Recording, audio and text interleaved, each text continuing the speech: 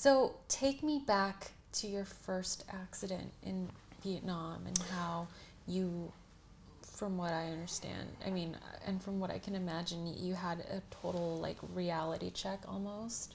Yeah. How did you like find it in yourself to continue as opposed to give up? Because I don't think anyone would have blamed you if you had just decided to. I think everyone expected me to give up. Yeah. Like I was Well, able. I don't even like to show this video over because I think like I got hit and I like blew up like and I look so weird in it. Like I had just come out of the accident and I like took my helmet off and I did like I was like I need to record what just happened, and like my whole body like inflamed. So I look really weird in it and I don't share it that often, but it's like a very real moment where I was driving. I thought I would do the northern loop of Vietnam just like as a practice run.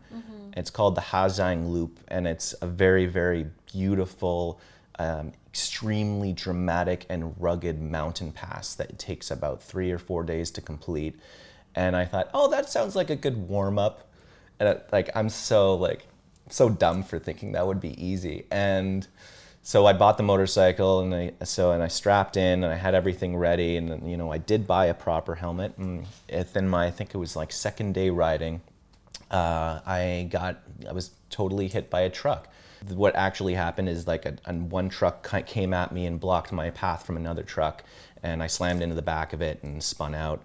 And then I got up, and if you've ever been to Vietnam, the highways are just the worst. It's not like the Vietnam downtown. The highways, they have these extremely dangerous truck drivers who are trying to make deadlines, so they're just always passing each other and always kind of just making it past. So I immediately got up and like with like the adrenaline rush, like grabbed my motorcycle and dragged it across because it was all messed up. I dragged it across the highway to the side of the road.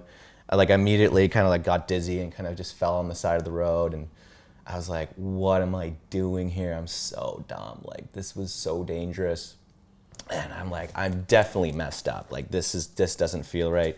And out of nowhere, like all of these people from like that village, they kind of just were people who lived on the side of the highway, all just came out and they brought a stool out and they all started fussing over me, and none of them spoke English, and I only spoke like I only knew how to say like hello and thank you in Vietnamese. So like they're all just like rubbing Tiger Balm on like the sore parts of my body, which I think like my girlfriend's Chinese, she's like, of course they were. I mean like that's what every Asian mom would do. Is like rub Tiger Balm all over all the bruised parts. And I was like, yeah, it's right here, and they were rubbing it on, and that's when I got the video. I was like, I think I just broke something, like I broke my like clavicle or something here. I can't move my arm, and I don't know what I'm gonna do. I'm hours from anywhere where anyone speaks English, and this was in 2017, so even that northern loop was very, like not a lot of people did it, not a lot of foreigners, so like I knew that I wouldn't see an English-speaking person for days. I was like, what am I gonna do? So, I mean, I'll cut the story short, but I ended up in like this like very communist-style hospital in the north. It was a very open concept. Like I found a way to find someone, like he was like he was the guy who manages the money of the hospital, how he explained it. So he's kind of like the accountant. And he actually spoke a couple words of English. He's like, where are you from? You're broken. This is broken. Okay, I'll take you. And he kind of helped me out in like the moment of darkness when I actually gave up from being in the hospital for like 2 hours and no one could help me. And there was a dog in the x-ray room. Like a dog wandered into the x-ray room. Like that was like the conditions I was working with. Like it was such an isolated place. When you gave up, had you decided then that you were going to go home? Right. So I'm broken shouldered. I get the x-ray back. I'm like, all right, fully broken shoulder, and they don't know what to tell me because they can't really translate it. We didn't have Google Translate on any of our phones, so we couldn't, and even so it wouldn't explain it. I took that, the guy was like, you stay with me, come with me. And so I stayed at this random guy's family's house. I slept in his bed, and he wouldn't let me not sleep in his bed. Like, and him and his wife and his kid like slept in this pull-out thing.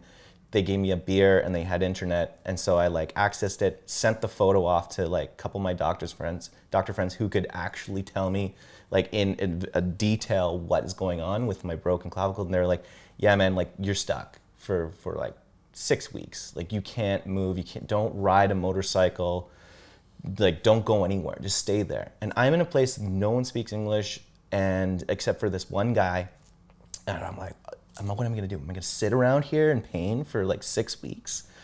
And I thought, I just gotta keep going. Like I just have to grin and bear it and keep riding around this loop. I came here, I made this decision, I've changed my life for this, I'm gonna keep riding. So the next day, so sore, I could move my hand a bit like this, I could go like that. I just got him to take me back to the motorcycle. We found it on the side of the road.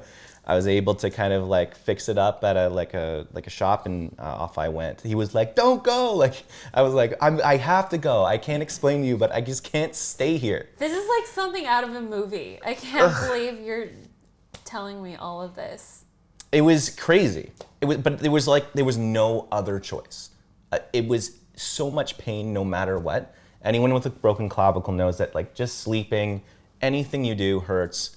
And I thought, if I'm gonna just sit around, I might as well be sitting on a motorcycle. I just cannot get hit again.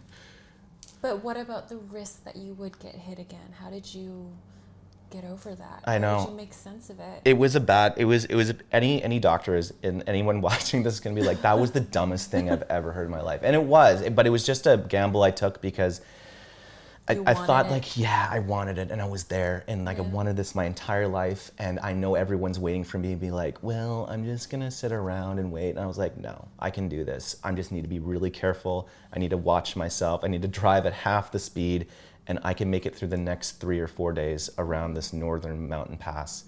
Very bumpy, but I can make it back to Hanoi where I'll actually rest for a week. Right. And so I did it. It's almost like when you're in the middle of something, you almost hit the end point and you just get hit by like the worst situation, but you're like, I just got to finish. Just let me finish. Right. So that was the feeling.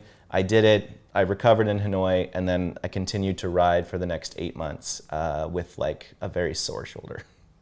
Yeah. It's wild. People like to watch it. They definitely weren't living vicariously that time. No, not. They were definitely like, yes, I'm so glad I didn't do something like this. Right. Yeah. Until you just sort of, like, from my experience, I think I remember that crash, but I think I blocked it out of my head. I went back to my own life, and then when I came back up for air, it's like, holy crap, Ben is a big deal. He's a big deal in this field now, and you've got like an entire portfolio to speak for it. I wouldn't say that I'm a big deal. Like I don't think you are. I tried to use your work last year for one of my clients. Remember that? Well, thank you. Anyways. I work really hard, and I would say these things. I would say that I've improved enormously from when I began.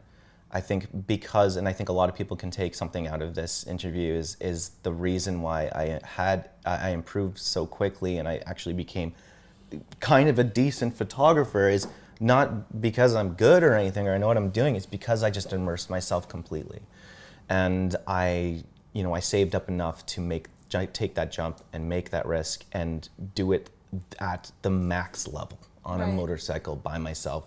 I have no other distractions. It's just me, my motorcycle, and my camera taking the most authentic photos I possibly can find. Right. And so by the time I was done, I felt like I could kind of compete with the big photographers out there, and like I can kind of hold a candle to it now. But I still have so much to learn. Right. You're humble. I appreciate that. That's why we get along. Because I'm not. Just kidding. Would you recommend to anybody watching this who might be thinking they're on the verge of taking a leap of faith to completely surround themselves and set themselves up on a new path? I think. Would you recommend sort of just jumping right in? Yes. Yeah, totally. I think you've had this experience as well, is that you won't know. There's some people out there, and I mean my sister included, and she's very much a planner, my older of the two younger sisters I have. And she spends so much time. I've already talked about her earlier in this interview. Is she spends so much time thinking about things and over planning it. And the truth is, I think the more successful people out there are the ones who dive in without planning too much. I mean, have some basic rules and basic plan. I mean, I had to plan to a certain extent. I needed to have the right equipment when I left my last life into the new career. I had to have a decent amount of savings that I'd saved up. So I have that cushion. I'm able to not make money for 6 months. Like, I had to be ready for that, to be completely on a budget, very tight, and just jump in and don't think too much about it, because time is ticking. Time is valuable. Right.